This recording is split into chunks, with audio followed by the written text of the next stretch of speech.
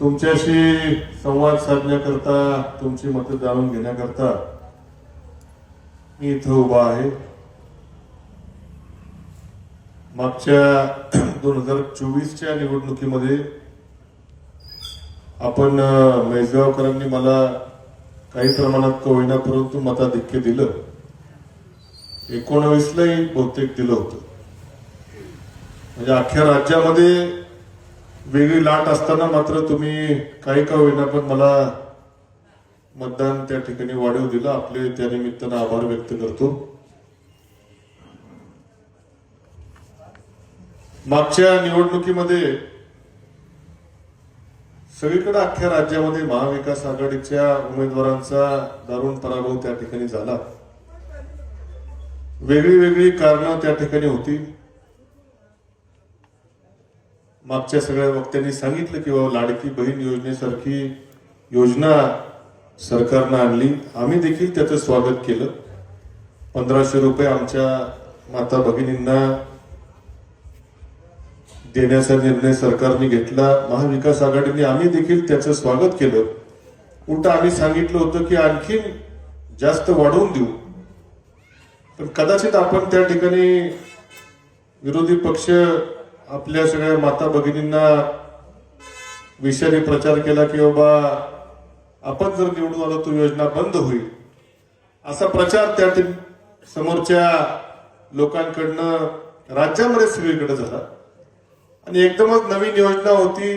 ज्याने कुणी ज्या कुठल्या आमच्या भगिनींनी ऍप्लिकेशन केलं लगेच पास, कुणाचंच रिजेक्ट झालं नाही त्यावेळेस. अगदी आमच्याकडं राहुरीत मोठमोठे दुकानदार असतील, मी काय नावं घेत नाही, त्यांच्या बायकांनी केलं करून तर बघू म्हटले, त्यांना आले 1,500 रुपये. म्हणजे ज्याने कुणी लाईनी लावून लावून बायकांनी त्या ठिकाणी अर्ज भरले. आम्ही देखील फॉर्म भरायला मदत केली. म्हटलं चांगलं होतंय भरा. लाईनीमध्ये जाऊन पाणी वाटलं. आम्ही सगळी बँकेच्या लाईनीत बायका उभ्या होत्या. आणि ठीक आहे, लाडक्या बहिणी शेवटी आता अपप्रचाराला काही बळी पडल्या असतील, काय झालं असेल, पण मात्र निवडणूक झाली. आणि मग या ना त्या कारणाने बहिणींच्या, आमच्या लाडक्या बहिणी सगळ्या नंतर लाडक्याच्या विरुद्ध शब्द काय, हा दोडके न लाडक्या झाल्या. सगळे लाड जे निवडणुकीच्या आधी केले ते मात्र सरकारचं त्या ठिकाणी नंतर आमच्या बहिणींकडे लक्ष कमी झालं. बऱ्याचशा बहिणींचं अध्यक्ष तुम्ही सांगितल्याप्रमाणे कित्येक बहिणींची नावं कट झाली. मग मात्र दिसायला लागलं कुणाकडे 4 चाकी आहे का, कुणाकडे 2 चाकी आहे का, KYC करा, अमुक करा, तमुक करा. 25-30% बहिणींचे आमचे त्या ठिकाणी पैसे कट केले. आपल्या तालुक्यामध्ये संख्या आहे ती 27,000. 27,000. माझं या 27,000 लाडक्या बहिणींना आग्रह आहे की मागच्या वर्षी तुम्ही जेवढं मतदान केलं त्याचं एकदा तुमची फसवणूक समोरच्यांनी केलेली आहे, तेवढ्याने जरी परत मतदान उलट केलं तरी आपलं काम त्या ठिकाणी होतं. आणि ज्या बहिणी आमच्या लाभ घेत आहेत त्यांनाही 3-3, 4-4 महिन्यानंतर त्या ठिकाणी कधी कधी पैसे रेग्युलर येत नाहीत. आणि आमच्या 18 वर्षाच्या पुढच्या योजना कुणाकडतायत, ज्या 18 वर्षाच्या पुढे गेल्या आणि 65 वर्षाच्या, 65च ना मला वाटतं, 65 वर्षाच्या आतमध्ये आहेत आणि ज्या 18 वर्षाच्या पुढे आहेत त्यांना योजना पाहिजे. पण 1-1.5 वर्ष झालं ज्यांचं वय 65च्या पुढे गेलं त्यांच्या बंद झालेल्या आहेत. बहुतेक नाही झालेले आहेत बंद. पण ज्यांचं वय 17 वरून 18 वर गेलं त्यांचं मात्र योजना चालू झालेली नाही. बघा ही लबाडी कशी. त्यामुळे माझ्या ज्या 18 वर्षाच्या भगिनी आहेत त्यांनाही माझं आव्हान आहे की हा तुमचा भाऊ तुमच्याकरता विधानसभेमध्ये त्या ठिकाणी तुम्हाला लवकरात लवकर हे पैसे कसे चालू होतील त्याकरता मुंबईतले भाऊ नाही, तुमचा राहुरीतला भाऊ त्या ठिकाणी भांडणाला त्या ठिकाणी सक्षम आहे. ज्यांचे पैसे वेळेवर येत नाहीत त्यांचे देखील पैसे वेळेवर येण्याकरता त्या ठिकाणी विधानसभेमध्ये जाऊन त्या ठिकाणी मांडायला हा तुमचा भाऊ त्या ठिकाणी सक्षम असणार. आणि म्हणून जे लाडक्या बहिणीच्या नावाखाली सरकारनं जे काय मागच्या वर्षी विषय केला, माझ्या सगळ्या लाडक्या बहिणींना आव्हान आहे की तुम्ही अपप्रचाराला बळी पडू नका. हे फक्त आता एकाच जागेची निवडणूक आहे, यांनी काय सरकारवर वगैरे काय बदल होत नसतो काय. त्यामुळे जे दोन भाऊ तिथं आहेत ते असणारच आहेत, त्यांना काही धोका पोहोचणार नाही. पण इथं हा एक भावाला तिकडे संधी द्या. निश्चितपणे तुमचे पैसे रेग्युलर कसे येतील, 18 वर्षाच्या आमच्या विद्यार्थिनी असतील त्यांना पैसे कसे येतील, याच्याकरता वरच्या दोन भावांना लढणारा हा भाऊ त्या ठिकाणी पाठवा. निश्चितपणे हा आणखीन लाडका तुमचा भाऊ त्या ठिकाणी एकदा प्रयोग करून बघा. मित्रांनो, हे झालं आमच्या बहिणींचं. आमच्या शेतकऱ्यासाठी 1 रुपयाची पीक विमा योजना ही सरकारने आणली होती का नाही मागची? 1 रुपयात पीक विमा योजना. जवळपास खाली बसलेले जेवढे असतील शेतकरी सगळ्यांनी ते 1 रुपया भरायचा होता. 1 रुपयाच्या पीक विमा योजनेमध्ये एवढे पैसे इथं तुम्ही जे बसलेत ना सगळे, तुमच्या सगळ्यांना त्या 1 रुपयाच्या पीक विमा योजनेमध्ये निवडणुकीच्या 1 महिना अगोदर हजारोनी लाखोनी पैसे आलेले आहेत. इथं तुम्ही बसले, तुमची जर बेरीज केली तरी एखाद्या मंत्रिमंडळाच्या खात्याचं बजेट होईल एवढी बेरीज निश्चितपणे होऊ शकेल. आता मला सकाळी कोणी सांगितलं, हा तुम्हाला किती आले? 2.25 लाख रुपये. आमचा ड्रायव्हर कुठे गेला? बरोबर आहे त्याला, इकडे इकडे, अरे इकडे लाजा नको, इकडे. किसनराव जवरे इथं बसलेले 3.5 लाख रुपये. याच्या अगोदर कधी आलं ते किसनराव? आता 2 लाख रुपये. बघा, बेरीज केली तर कोणते नाना. तुझी किती जमीन आहे बाबा? 3 एकर तिकडं ना मांकाळ. तुझीच आहे बरं का, त्यांचं वाटायचं माझे याच्या नावावर घेतलं. तुला किती आले पैसे? 75,000 रुपये. तुझ्या बायकोला किती आले लाडक्या बहिणीचे? हा ठीक आहे, जाऊ बायकोच नको. आणि नुकसान झालं तर तुझं काय? काही नुकसान झालं नाही काय? त्याला काय शिक, तुला मी बोललो होतो का आज बोलवणार असं काय नाही विषय काय तर नव्हता. पण म्हणजे ठीक आहे, यावेत ना पैसे, चांगली गोष्ट आहे, आनंद आहे, काय प्रॉब्लेम नाही. 2 एकरच्या शेतकऱ्याला 75,000 रुपये आले, चांगली गोष्ट आहे, आनंद आहे आम्हाला. पण माझा प्रश्न असा आहे की नंतर सरकार बदलल्यावर, सरकार आलं त्यांचं परत, 1 रुपयाची पीक विमा योजना बंद का केली? आता आहे का 1 रुपयाची पीक विमा योजना? नाही. मागच्या खरीपाच्या पीक विम्याचे पैसे तुम्हाला आलेत का अजून? नाही. फक्त निवडणुकीच्या तोंडावरती 1 रुपयाची पीक विमा योजना.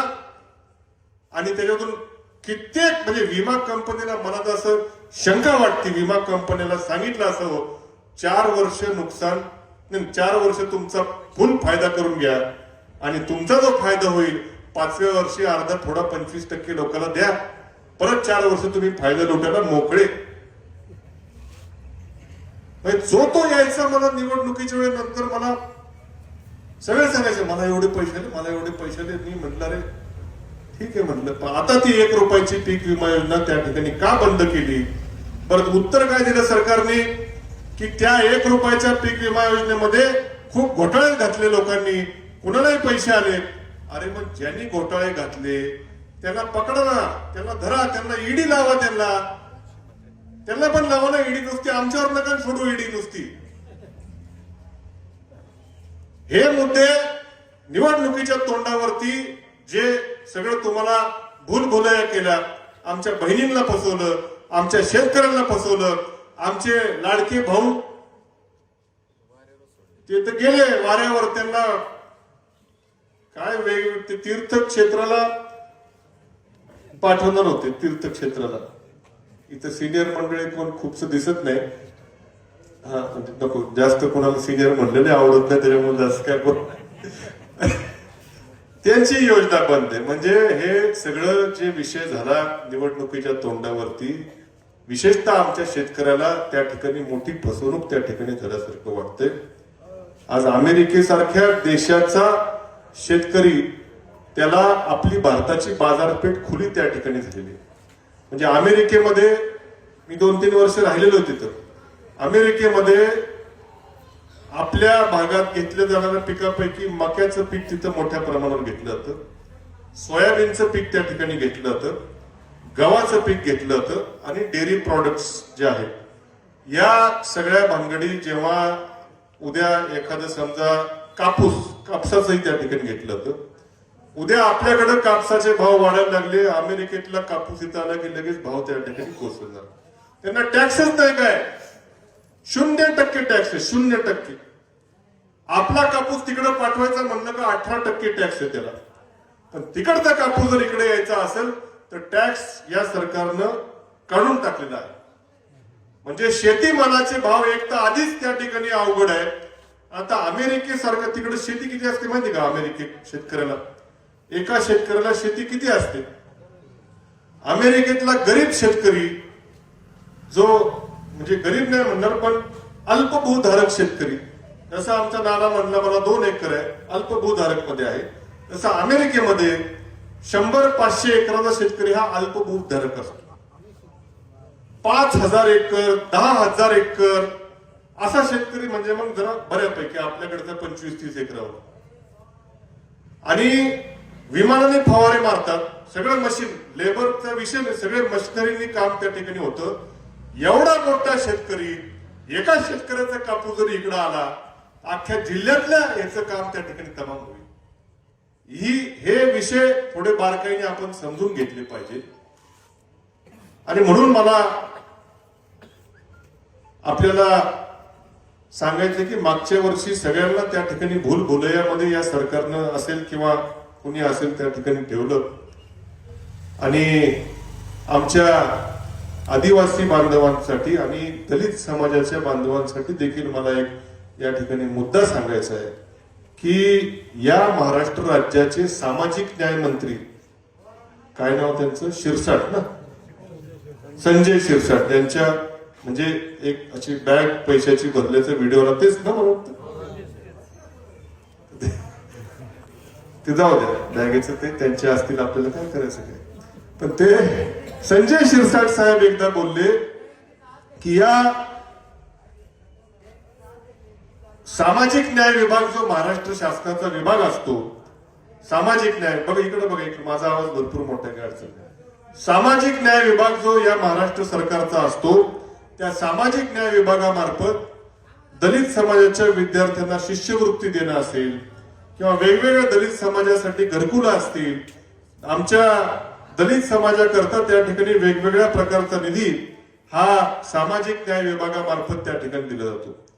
आणि आदिवासी विकास विभागातर्फे देखील आमचे आदिवासी बांधव जे आहेत त्यांना देखील वेगवेगळ्या शिष्यवृत्त्या असतील, घरकुलं असतील, वैयक्तिक लाभाच्या काय योजना असतील, असे वेगवेगळे विषय हे सामाजिक न्याय विभाग म्हणजे दलित समाजाकरता आणि आदिवासी विकास हे आमच्या आदिवासी बांधवांकरता असतो. या दोनही खात्यांचे पैसे हे लाडके बहीण योजनेकडे वळवल्याचा आरोप मी नाही करत आहे, त्या खात्याच्या मंत्र्यांनीच त्या ठिकाणी केलं. एक मंत्री तर बोलले की मग कशाला आम्हाला ठेवता म्हणे, इथं काय आमचं बजेट सगळं दुसरीकडे, अरे द्या, लाडक्या बहिणीला द्यायचं द्या, पण कुठल्या खात्यातून द्या, महिला व बाल विकास खात्यातून द्या. पण आमच्या आदिवासी बांधवांकरता आणि सामाजिक न्याय विकास विभागामार्फत त्यांचे पैसे कट करून जर तुम्ही या योजनेला वापरत असाल तर या दोनही विभागाच्या मंत्र्यांनी त्या ठिकाणी आक्षेप त्या ठिकाणी नोंदवला, पण कुठलंही त्याच्यावरती होत नाही. मला काल परवा मी स्टँडच्या तिथं एसटी स्टँडच्या कामाची पाहणी करायला गेलो होतो. आमचे काही रिक्षावाले बांधव तिथे उभे होते, त्यांच्यातला एक जण आपले दलित समाजाचा एक बांधव होता. त्यांनी मला सांगितलं, दादा म्हणे माझी मुलगी का मुलगा हा कॉलेजमध्ये शिक्षण घेतो, पण जी शिष्यवृत्ती आमच्या समाजाला मिळते ती गेले कित्येक महिन्यापासून आमच्या समाजाला, माझ्या मुलाला ती शिष्यवृत्ती मिळणार. मी आपलं रिक्षा चालवून पोट भरतो, पण मात्र माझ्या मुलाला ही शिष्यवृत्ती जर मिळाली नाही तर पुढे त्याचं शिक्षण कसं चालवायचं हे कोण म्हणतं. तर एक सर्वसामान्य रिक्षावाल्या बांधवांनी व्यथा माझ्याकडे त्या ठिकाणी व्यक्त केली. ही सगळ्या राज्यभर ही परिस्थिती आहे. आणि म्हणून निवडणूक झाल्यानंतर आता सर्व घटकांची त्या ठिकाणी निराशा होत आहे. आणि म्हणून आपल्याला या निवडणुकीमध्ये नेमका काय निर्णय घ्यायचा याची हे सगळे मुद्दे आपल्या समोर मांडल्यावरती तुमचं काय मत असेल ते जाणून घेऊन पुढे निर्णय घेण्याची आवश्यकता आपल्याला आहे. आपल्या तालुक्यामध्ये MD सोनवणे साहेबांनी सांगितलं की जवळपास 2 लाख मतदान हे आपल्या तालुक्यात आहे. 3 लाखापैकी 2 लाख आपल्याकडेच आहे. आमचे पाथर्डीचे काही कार्यकर्ते आहेत, त्यांच्याकडे काही, नगर तालुक्यात काही आहे. पण मात्र 2019 साली आपण हाच मुद्दा सांगितला की या तालुक्यामध्ये 2 आमदार आहेत, एक राहुरी नगर पाथर्डी आणि दुसरा राहुरी श्रीरामपूर, असे 2 मतदारसंघ असून देखील या तालुक्याला आमदार नाही. आणि ही भूमिका घेऊन 2019 साली देखील मी उतरलो. 19 साली आपण राहुरी तालुक्याने भरभरून मतं या मुद्द्यावरती मला दिली आणि जवळपास राहुरी तालुक्यातल्या मतावरती माझा मोठा विजय हा 2019 साली झाला. मित्रांनो, मला सांगा, या तालुक्याने ज्या भरोशावरती मला तुम्ही मुंबईमध्ये पाठवलं की आपल्या तालुक्यातला आपल्या हक्काचा माणूस हा विधानसभेत जावा, या भावनेतनं या तालुक्यातल्या माणसांनी, लोकांनी, नागरिकांनी मला मुंबईला विधानसभेमध्ये पाठवलं. मी कुठं कमी पडलो का? या तालुक्याच्या विकासासाठी मी नेमकं कुठं कमी पडलो याचं मला राहून राहून त्या ठिकाणी शल्य वाटतं. आपल्याच गावातलं तुम्ही मला सांगितलं, तो गावात येता येता मोठा पूल झाला. गावातला हा कॉन्क्रीट रस्ता मी स्वतः अर्थसंकल्पामध्ये मंजूर करून घेतला. बरं, याचं कामही चांगलं झालंय, याचं काम अत्यंत दर्जेदार झालंय. या किती वर्ष झाले? 2-3 वर्ष झाले असतील. 3 वर्ष झाले. अत्यंत चांगलं काम त्या ठिकाणी झालेलं आहे. आमचे या जिल्ह्यातले एक नावाजलेले ठेकेदार दरे म्हणून आहेत, त्यांनीच हे काम केलं. राहुरी शहरातलं देखील त्यांनी सिमेंट कॉन्क्रीटचं त्यांनीच केलेलं आहे. अत्यंत दर्जेदार पुलाचंही काम झालं, रस्त्याचं झालं. तुम्हाला सर्वात मोठी अडचण कुठली होती विजेच्या बाबतीमध्ये? हे जे सबस्टेशन आहे याचा पुरवठा पार चिकलठाण पर्यंत या सबस्टेशन मधून लाईट गेली होती. तिकडं ताहराबाद, मला वाटतं दरडगाव, सगळीकडे या एका सबस्टेशन मध्ये, मला वाटतं कोळेवाडीला पण इकडून नसेल बहुतेक, वर्षिंद्यापर्यंत लाईट या एका सबस्टेशन मध्ये. मला वाटतं मुळा प्रवरेच्या, हा तास पारनेर तालुक्यात तिथपर्यंत आहे. मुळा प्रवरेच्या काळात मला वाटतं हे सबस्टेशन झालं असावं जुनं बहुतेक त्याच वेळेस. त्यानंतर याच्यामध्ये काही सुधारणा नव्हती. मित्रांनो, या सबस्टेशनची इतकी दयनीय अवस्था होती की मी मंत्री असताना माझ्याच पार्टीतल्या लोकांनी जाऊन आंदोलन केलं तिथं. मलाही ते पाहून नाही आणि या सबस्टेशनची क्षमता आपण दुप्पट केली आणि चिकलठाणला सबस्टेशन केलं की जेणेकरून या सबस्टेशनवरचा लोड अत्यंत कमी झाला आणि तुलनेनं चांगली वीज तुम्हाला या निमित्तानं भेटायला लागली. हे रस्ते, वीज, पाणी या तालुक्याचं जर बोलायचं, या तालुक्यामध्ये आपल्याला नाही, पण इकडं तालुक्यातल्या उत्तर पश्चिम भागामध्ये निळवंडे धरणाच्या कालव्याचं काम हे गेले कित्येक वर्ष हे फक्त स्वप्न होतं नुसतं. माझ्या आमदारकीच्या कारकिर्दीमध्ये मी काय असं काय भूषण म्हणून सांगत नाही, पण मी सातत्याने प्रयत्न केले. 1250 कोटी रुपयाचा निधी हा जलसंपदा मंत्र्यांकडून मंजूर करून आणला आणि माझ्या आमदारकीच्या कालावधीमध्ये त्या तालुक्याच्या उत्तर भागात निळवंडेचं कालव्याचं काम पूर्ण होऊन आज पाणी त्या ठिकाणी वाहतंय. दुष्काळ तिथला हटून आता तिथेही त्या ठिकाणी चांगलं बागायती बाग झालेला आहे. हे एक तालुक्याचा आमदार झाल्यानंतर झालेले हे बदल आहेत. इथं आमचे पाथर्डी तालुक्यातले देखील सहकारी सर काही कामानिमित्त आलेत. वांबोरी चारे तुमच्याकडे असते. वांबोरी चारे म्हणजे राहुरी तालुक्यातून जाते, पण शेवट तुमच्याकडे होतो. नुसतं वांबोरी चारी हे नाव आणि त्या पाईपातली हवा खायचं काम फक्त तुम्ही इथपर्यंत केलं आतापर्यंत. जेव्हा मी आमदार झालो, मला तुम्हीच सांगा की 5 वर्ष त्या वांबोरी चारीचं पाणी टेलपर्यंत काढायचं काम आपण केलं. पाथर्डी तालुक्याचा लाभ झालाच झाला, पण वांबोरी, कात्रड, गुंजळे तुम्ही जाऊन विचारा, पाणीच पाणी 5 वर्ष त्या ठिकाणी केलं. आता मात्र या वर्षी अशी परिस्थिती आहे की जेवढं हक्काचं रिझर्वेशनचं पाणी आहे त्याचं निम्म पण उचलू शकत नाही, अशी परिस्थिती आता सध्या आहे. आणि आपण आमदार असताना मात्र पूर्ण क्षमतेनं 5 वर्ष पूर्ण क्षमतेनं पाणी त्या वांबोरी चारीचं वापरून काढलं. पाथर्डी तालुक्याला फायदा झालाच झाला, पण सुरुवातीला गाव असल्यामुळे वांबोरी, कात्रड, गुंजळ या तालुक्यातल्या गावांचं देखील मोठं त्या ठिकाणी पाण्याचा लाभ त्या ठिकाणी घेऊ शकलेले आहे. मग या तालुक्याचा आमदार झाल्यावरती 5 वर्ष या तालुक्यामध्ये काय काय अजून तर खूप सांगण्यासारखं आहे, पण जो तुम्ही विश्वास मला आपल्या तालुक्याचा आमदार म्हणून त्या ठिकाणी दाखवला, त्या विश्वासाला पूर्णपणे पात्र राहून काम करण्याचा प्रामाणिक प्रयत्न केला. शेवटची 2.5 वर्ष मी सत्तेवर नव्हतो, पण त्यावेळेस देखील विरोधी पक्षाचा आमदार म्हणून विधानसभेमध्ये तुमच्या प्रत्येक प्रश्नावरती, तुमचा दुधाचा प्रश्न असेल, तुमचा विद्यार्थ्यांचा प्रश्न असेल, तुमच्या पीक विम्याचा प्रश्न असेल, पाण्याचा प्रश्न असेल, लाईटचा प्रश्न असेल, प्रत्येक विषयावरती मी त्या ठिकाणी संबंधित मंत्र्याला योग्य प्रकारे जाब विचारण्याचं काम विरोधी पक्षाचा आमदार म्हणून देखील केलेलं आहे. बिबट्यांच्या बाबतीमध्ये देखील कित्येक त्या ठिकाणी मी आवाज उठवायचं काम केलं. आता आपण बिबट्यांच्यासाठी 20,000 पत्र गोळा केली. तुमच्याकडे आमची लोक आली की नाही मला माहित नाही, पण बऱ्याचशा गावामध्ये तालुक्यातल्या डेऱ्यावर जाऊन शेतकऱ्यांच्या सह्या आम्ही घेतल्या आणि या देशाच्या पंतप्रधानांना राहुरी तालुक्यातून 20,000 शेतकऱ्यांनी पत्र पाठवली की पंतप्रधान महोदय, या बिबट्यांच्या किंवा वाघांच्या संदर्भातला कायदा हा केंद्र सरकारचा त्या ठिकाणी कायदा आहे, कृपया त्याच्यामध्ये थोडासा बदल करा आणि जिथं जिथं बिबट्यांची संख्या जास्त झालेली आहे ते आता माणसांची संख्या कमी करायला लागलेली आहे, त्यांना जर आवर घाला. त्यांच्या पुढच्या पिढीची जसं माणसांची आपण हे करतो कुटुंब नियोजन शस्त्रक्रिया, तशी त्यांची काहीतरी करायची त्या ठिकाणी कायदा बदला, नाहीतर भविष्यात माणसांपेक्षा बिबट्या आमच्याकडे जास्त होतील, असं कळकळीचं आव्हान शेवटी तेच करू शकतात. म्हणून त्यांना इथली भावना कळावी. त्यांचं काही नाही, पण त्यांचे कोण मंत्री असतील त्या खात्याचे त्यांना त्यांनी आदेश द्यावा, नाहीतर उद्या चालून आम्हाला पत्र आज पाठवली, नाहीतर उद्या चालून त्यांच्या तिथले जे कोण मंत्री असतील संबंधित खात्याचे त्यांच्या बंगल्यासमोर बिबटे सोडो आंदोलन आपल्याला करावं लागेल. इतकी परिस्थिती भयानक आहे का नाही बिबट्यांची. असा सगळा विषय इथं आहे. पुढचा 1-2च मुद्दे सांगतो, मलाही पुढे जायचं की के रेंजचा इथं मला वाटतं डायरेक्टली भाग शेवट आहे, जवळच तुमच्या के रेंजचा विषय आहे. सातत्यानं आम्ही सर्व, मी असेल, खासदार लंके साहेब असतील, आम्ही तुमच्या के रेंजच्या विषयावरती सातत्यानं तुमच्या पाठीशी भक्कमपणे उभे असतो.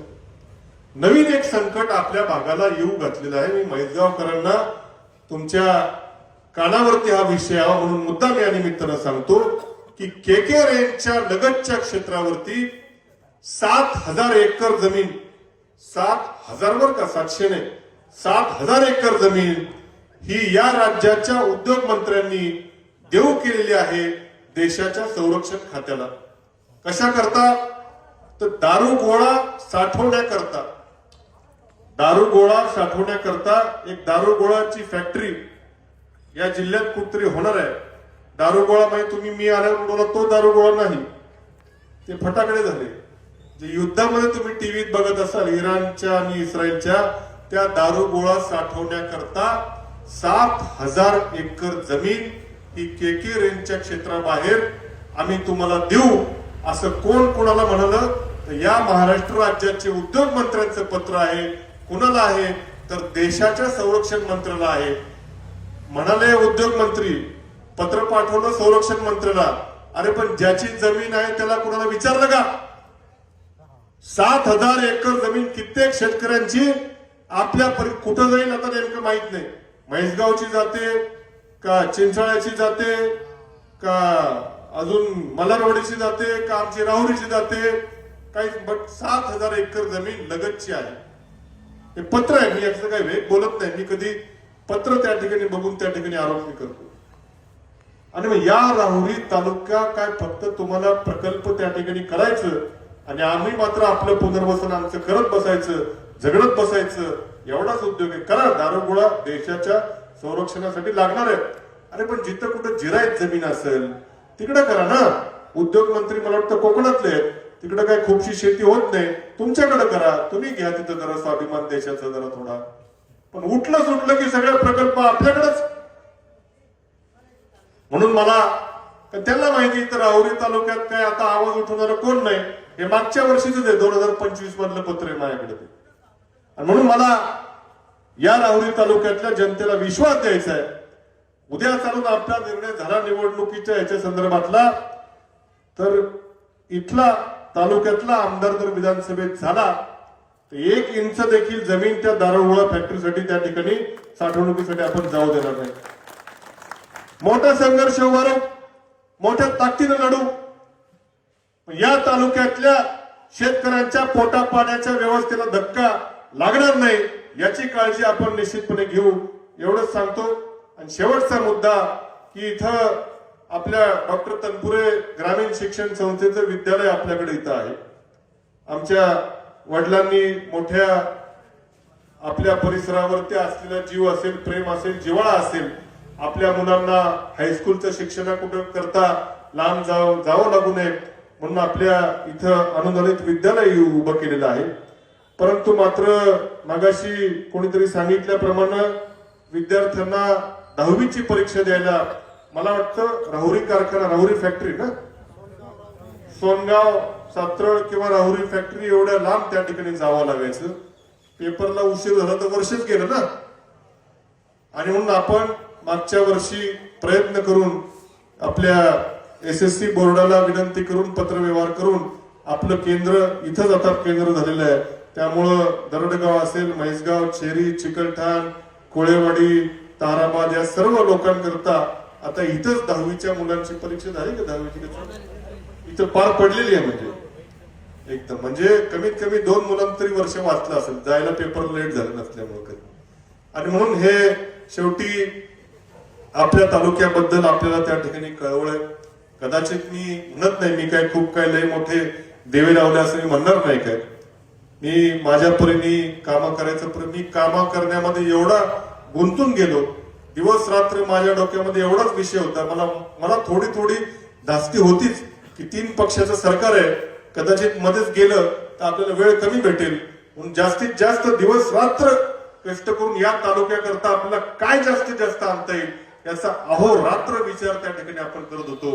पण कदाचित मी दुसऱ्या काही गोष्टीला कमी पडलो असेल, तुमच्या कुठल्या काही भावना माझ्याकडनं कदाचित काही दुखावल्या असतील, काही चुकलं असेल माझ्याकडनं, एखाद्याचा फोन कदाचित घेतला गेला नसेल, कुठतरी एखाद्या मंत्र्याबरोबर कुठेतरी मीटिंग मध्ये असेल, कुठेतरी एखाद्याच्या सुखदुःखात कदाचित मला येता आलं नसेल, कुठेतरी अधिवेशनामध्ये बिझी असेल.